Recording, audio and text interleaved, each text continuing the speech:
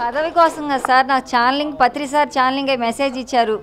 ధ్యానం క్లాసులు చెప్పడం కాదు, నీ వర్క్ అంతా పిఎంసీ మీద. అందుకే నా చివరి శ్వాస వరకు ఏ క్లాస్కి వెళ్ళినా పిఎంసీని మోటివేట్ చేయడం, సబ్స్క్రైబ్ చేయించడం, అంబాసిడర్స్ చేయడమే నా ధర్మం అనుకున్నా. నేను అదే ఫాలో అవుతాను సార్. అది ఎందుకంటే మాకు జక్క రాఘరాఘన్నారు ఆయన ఆధ్వర్యంలో ఆయన ఎలా రూట్ ఫాలో అవ్వమంటే అలా ఫాలో అవుతాం. ఎందుకంటే ఆయన ఉన్నారు హెడ్, ఆయనే హెడ్ ఎప్పుడు కూడా. ఆయన వర్క్లో డిస్ట్రిక్ట్ హెడ్ కాకపోయినా ఎప్పుడు హెడ్ కాబట్టి ఆయన ఎలా చెప్తే అలా మోటివేట్ అవుతాం.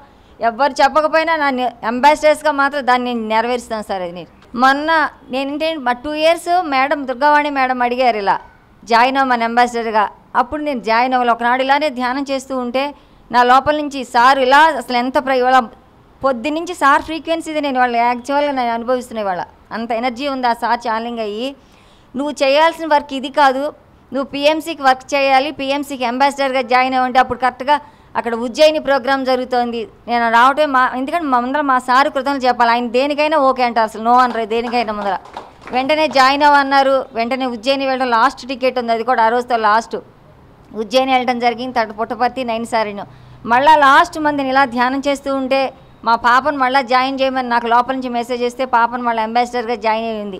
ఎందుకనంటే సార్ నేను నా లోపల నుంచి ఏమే సార్ మెసేజ్ వస్తేనే నేను దాన్ని ఫాలో అవుతున్నాను.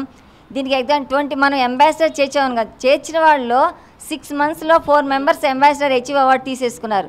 వాళ్ళు ఎలాంటి వాళ్ళు అంటే ఒకళ్ళ గేదెలు పాలు తీసుకునే వాళ్ళు అయితే వాళ్ళు ఆ డబ్బులు, కొంతమంది జూమ్ సెషన్ చెప్తూ ఉంటే ఒక మేడం నేను కూడా జాయిన్ అవుతానని ఒక నెల రెంట్ వస్తే 4000 అలా వేయటం, అలా దొప్పలు పూడి ఆవిడ అయితే వెంటనే 5 monthsలో నేను కడతాను, మళ్ళీ సెకండ్ ఇయర్ కూడా రెడీ అయిపోయింది ఆవిడ, మళ్ళీ వసూలు చేసుకుంటాను. అంటే మనం ఏదైతే చెప్పామో ఒక పదవి కోసం కాదు, మనం ప్యూరిటీగా ఉండి ఎప్పుడైతే ఆ సాధన చేస్తామో సారే మన చేత చేపిస్తారు, నడిపించబడుతున్నాం మనం, అంతే నిమిత్తల మాత్రమే, మనం ఏమీ కాదని మాత్రం నేను అర్థం చేస్తున్నాను. ఏ పదవి కోసం మాత్రం కాదు నేను చేసే వరకు.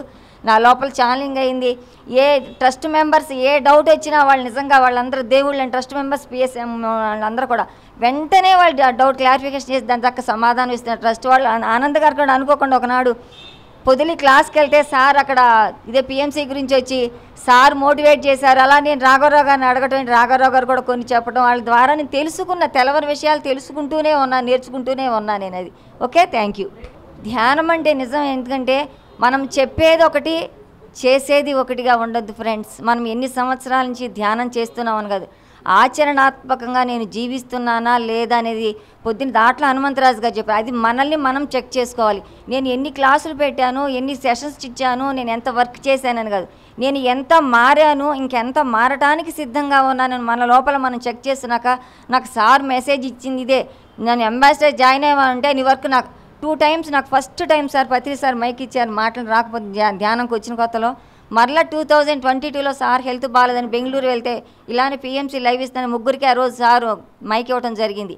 నన్ను పిలిచి సెకండ్ టైం మైక్ ఇచ్చారంటే ఏ గురువు చెప్పరో మనం సంసిద్ధంగా ఉంటే వాళ్ళు గురువు యొక్క ఫ్రీక్వెన్సీయే మన చేత నడిపించబడుతుంది మాత్రం అర్థం చేసుకున్నాను నేను.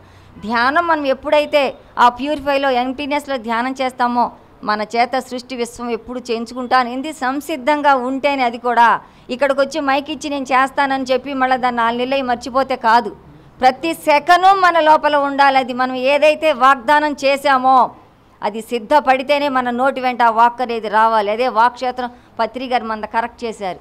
కాబట్టి ఈ సమయాన్ని మనం ఇప్పుడు వాళ్ళు మాట్లాడుతుంటే ఎంతోమంది చూస్తారు, మనల్ని చూసి ఇంకొకరు ఇన్స్పైర్ అవ్వాలి, మనల్ని చూసి ఎంతోమంది వస్తారు. సార్ ఇచ్చిన మెసేజ్ అదే ధ్యానంలో నాకు నువ్వు పిఎంసీ అన్నావంటే నీకు నా కళలో పంట దీన్ని నడిపించాలంటే మీలాంటి వాళ్ళు అందరూ రావాలి, ప్యూరిఫైగా ఉన్న వాళ్ళందరూ ప్రతి ఒక్కరు ప్యూరిఫైగా ఉన్నారు, ఇంకా ఎదగండి, ఏమైనా తప్పులుంటే మనల్ని మనం సరి చేసుకుందామని సార్ మెసేజ్ ఇచ్చినాక నేను జాయిన్ అవ్వడం జరిగింది. అద్భుతంగా ఎన్నో వేల క్లాసెస్కి వెళ్తాను నేను. ఇలా ఫస్ట్ నాకు వచ్చేది నోటి వెంట పిఎంసీ అంతే. నేను ఎలా అయితే జాయిన్ అవ్వండి అంబాసిడర్ ఒక్కటే మాట అన్నాను, ఎవ్వరు నో అనలా. అసలు 24 members సార్ నేను ఇప్పటికీ అసలు నమ్మలేకపోతున్నా. నేను ఎలా జరిగిందో నేను ఫోన్ చేయడం, మళ్ళీ ట్రస్ట్ వాళ్ళ ఫోన్ చేయడం, మేడం ఇలా వాళ్ళు జాయిన్ అవుతున్నారు ఇలా చెప్పండి అంటే ఎలా జరిగిందో నాకే అర్థం కావట్లేదు అసలు ఇప్పటికి. ఇప్పుడు అలా కూడా మనం ఎప్పుడైతే మన వాక్క్షేత్రాన్ని కరెక్ట్ చేసుకుంటామో సారే మన చేత నడిపి. ఎందుకంటే ఇది విశ్వానికి సంబంధించిన వర్క్. సార్ లేరని ఎప్పుడు అనుకోవద్దు, ఫిజికల్గా మాత్రమే లేరు కానీ ఆయన యొక్క ఫ్రీక్వెన్సీ మార్నింగ్ నుంచి వాళ్ళు అక్కడ కూర్చుంటే అసలు ఎలా అద్భుతంగా ఉందంటే ఆయన నడిపించి. ఎందుకంటే మనం సంసిద్ధంగా ఉన్నాం అందరం, ఆయన నడిపిస్తున్నారు అక్కడ. అంటే పొద్దు దాంట్లో అంటే ఒక హెడ్ అనేది ఉండాలి డిపార్ట్మెంట్కి, ఆ హెడ్ ద్వారా మిగతా వాళ్ళకి సందేశం అనేది అందుతుంది. అది తెలుసుకుని మనం అందుకే వాక్క్షేత్రాన్ని ప్రతి ఒక్కరూ కరెక్ట్ చేసుకుందాం ఫస్ట్. ఆ వాక్క్షేత్రాన్ని కరెక్ట్ చేసుకున్నప్పుడు సొసైటీ గురించి కాదు, పిఎంసి గురించి కాదు, దేని గురించి ఆలోచించాల్సిన పని లేదు. అది విశ్వమే చూసుకుంటుంది, విశ్వమే నడిపించబడుతుంది మన చేత అంతే. Okay, thank you sir, thank you.